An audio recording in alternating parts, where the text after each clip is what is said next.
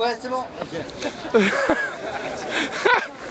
Alors, je voulais repartir sur une remarque que Raphaël avait faite sur la dimension circulaire. Je trouve que c'est très intéressant. Et justement, ça fait écho, à mon sens, avec l'idée que chacun, en fait, constitue des pôles à l'intérieur de cette assistance. Et donc, cette dimension circulaire, elle est sans noyau, dans ce sens que chacun a une part d'entreprise et de détermination dans les impulsions qu'il peut apporter dans ce mouvement.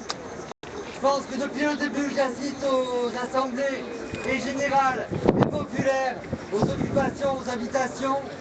Je constate la même chose, l'importance et la responsabilité que chacun va prendre en regard de lui-même et par rapport à son environnement immédiat.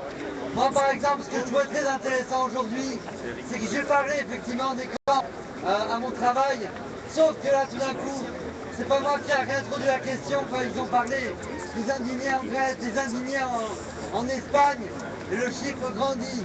Et donc là, ça commence à devenir intéressant pour nous, parce que ça touche à l'information.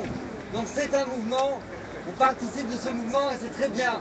Pour autant, c'est très important aussi qu'on arrive à distinguer dans la mesure du possible les choses, à savoir que là, de ce que j'entends de l'Assemblée par exemple, de la même façon que pour les assemblées générales, à un moment donné, il a fallu découpler des questions logistiques de campement, des questions de réflexion générale pour ouvrir la parole publique.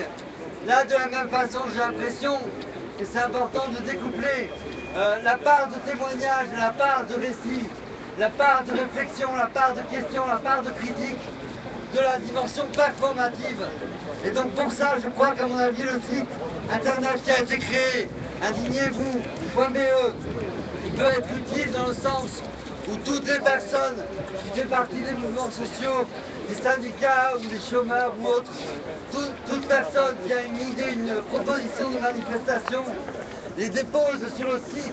Et ça, le site, il relaie ces informations. Et après, c'est à nous de consulter régulièrement par solidarité, pour suivre chacune des luttes sur chacun des terrains. Et donc là, on va pouvoir faire grossir le nombre à chaque fois. Et c'est important de faire preuve d'actes de solidarité de cette manière-là. D'un autre côté, je pense que c'est utile aussi que se fassent des témoignages de souffrances ordinaires et quotidiennes, les récits de tout ce qui se concerne, les actions politiques. Parce que moi, personnellement, je ne suis pas un spécialiste par rapport aux questions de législation de l'Europe. Je pense qu'il y en a parmi vous, qui sont très calés là-dessus. Et ça, c'est des récits qu'il faut faire maintenant.